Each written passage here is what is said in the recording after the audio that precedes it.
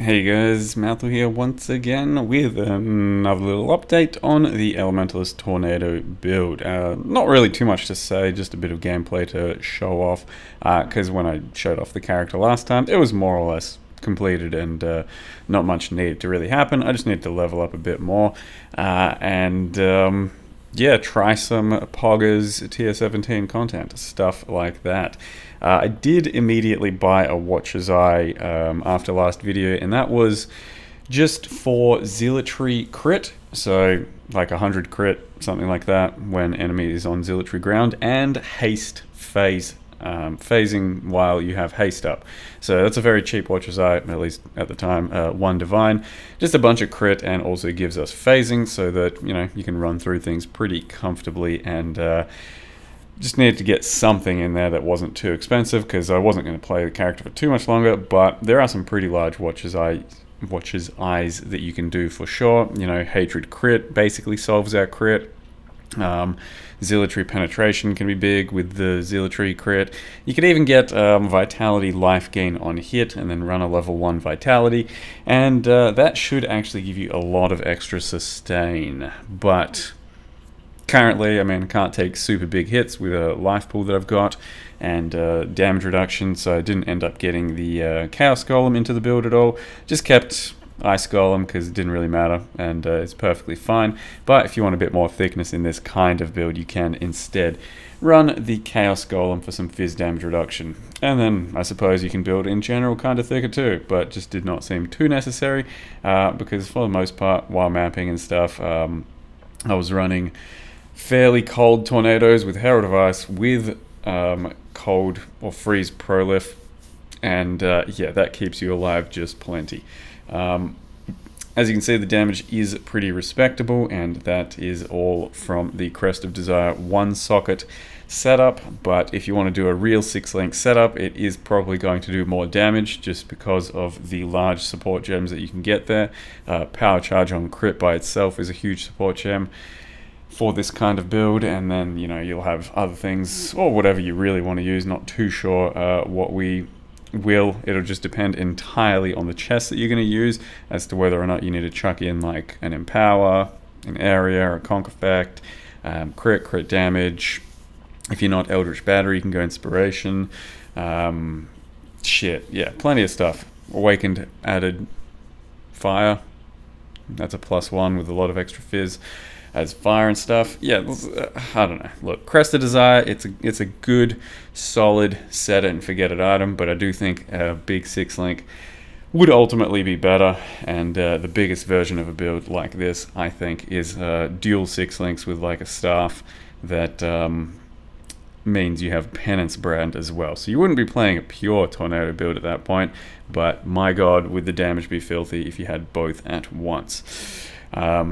So anyway, the Feared is what's happening here, and that was a bit of a spicy roll, so I've tried to roll these to do something in general every single time, and the DPS is pretty good against this type of content, so I did do a bunch of you know, invites and regular style content before I walked into tier 17s, and had a great time with that, as evidenced by the video once again.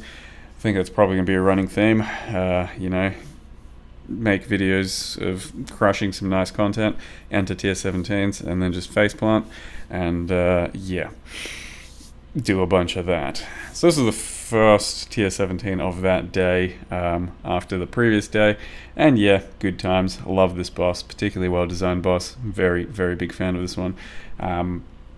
And just in general, the damage that's coming from tier 17s, big fan. Rolling them, yep, making sure that, you know, you don't walk into particularly painful damage mods. That's very fun. You know, will take a lot of chaos, and then eventually you settle on something, and then you go, yep, probably couldn't have done that one, or shouldn't have done that one, should have kept rolling chaos. And yeah, just big fan of that too. So yep, actually ended up running, I had a lot of tier 17s banked up because of, you know, did a lot of tier 16 farm on this character. So I had maybe like 10 of them or something, and I did run all 10. I think maybe I bricked one, I can't remember, but for the most part, yeah, look, we died to some stuff, but I do get through these, and it's mostly up to some of the random map mods as to how painful it can be, and the boss DPS is pretty good, so getting through that is usually one of the easiest parts of the entire map, but by no means was it comfortable or fun to really do the 17s on this character. Yeah, regular content, pretty damn good. This is Uber Elder. Yeah, we can, insta-phase everything. Probably have about 20 million DPS in total, which is nothing too out there. It's just solid. And that lets you crush most normal content fairly comfortably, and then get through 17s, but kind of painfully.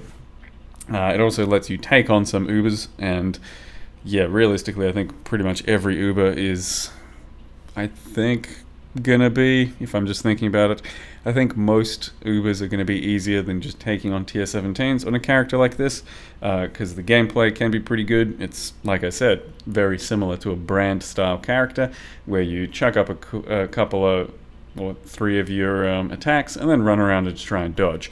Not quite as comfy as Brand's, because it's only a 4-second duration, so you do have to reapply more often.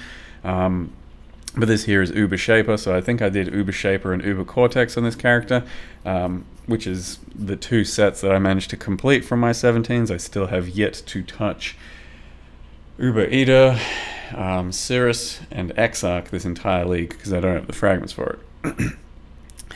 And this is a regular Cirrus, because, yep, once again, don't have Uber. But you can see face roll this type of content. It is fairly dated content at this point, and yeah. It's one thing that is a bit of an issue for the Tornado is definitely the visibility. So once again, should mention that with the MTX, it becomes an absolute mess and very difficult to see actual bosses. So Sharknado MTX, take it with a big grain of salt. It will be pay to lose at the end of the day for your performance, but it will be pay to win for how fucking cool it looks. So up to you if you want to engage in that. But for boss fights, it's pretty recommended to just go back to regular Tornado, and even then it can get a bit messy, but it's at least much more visible. And yeah, this is Uber Cortex, and went down fairly comfortably as well. And golems don't seem to die almost at all to like any of this stuff. Maybe in 17s they were dying sometimes, but it just really depends on the type of stuff you're doing. I do remember the Abomination boss fight with a bunch of chaos damage and stuff. That's where golems died sometimes, but for the most part, yeah, these golems were living fairly comfortably. And that is kind of a wrap on the character. Just going to show you Watcher's Eye that I found at the end of the character as well. But yeah, Tornado, big fan. Would probably come back to it. There's lots of examples out there that you can follow along if you want to follow some other Tornadoes. And it is just overall a fairly nice new skill. Would recommend playing with it in some capacity. And yeah, hopefully I have another crack at it sometime in the future. Thank you very much for watching, guys, and I'll see you next time.